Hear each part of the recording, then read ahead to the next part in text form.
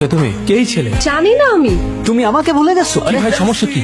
এভাবে ডিস্টার্ব করতেছেন কেন? এই ব্রো, তুই শুনছস ঐশীর হাজবেন্ড কি বলছে? ওদের 4 বছরের রিলেশনশিপ। কিভাবে যে মেয়েটা তুই অ্যারেস্ট হওয়ার 2 সপ্তাহের মতো অন্য একটা ছেলের বিয়ে করে চলে গেছে, তুই ওরে নিয়ে কেন পড়ে আসছস? কারণ আমি ওকে ভালোবাসি ভাই। কি হয়েছে? আমার মন খারাপ কেন? ওর সাথে তো মজা করতে করতে রিলেশনশিপে চলে গেছিল। এদিকে রাফাতের সাথে অলমোস্ট 4 বছরের রিলেশনশিপ। কিছুদিনের মধ্যেই অস্ট্রেলিয়া থেকে চলে আসবে।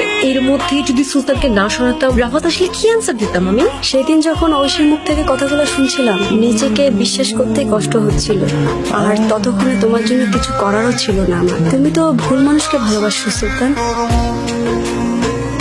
হ্যালো, কোথায় তুমি? কখন আসবা? তাড়াতাড়ি আসো, আমার একা একা ভয় লাগছে। সুলতান তুমি?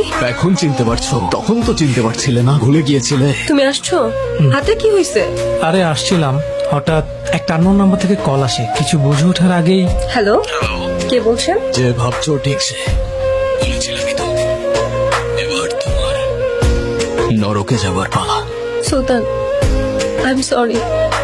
আমি তখন বুঝতে পারছিলাম না কি করব, কিন্তু এখন এসব আতঙ্কে আমি থাকতে পারছি না।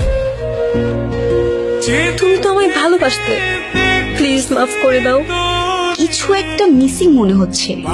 মিসিং? কি মিসিং? এন্ডিংটা কেমন যেন। স্যার, একজন লোক আসছে আপনার সাথে দেখা করার জন্য। কে আসছে দেখা করার জন্য? কে? মিস্টার সুলতান আমাদের ক্লায়েন্ট, আর এটা সুলতানের বেল অর্ডার।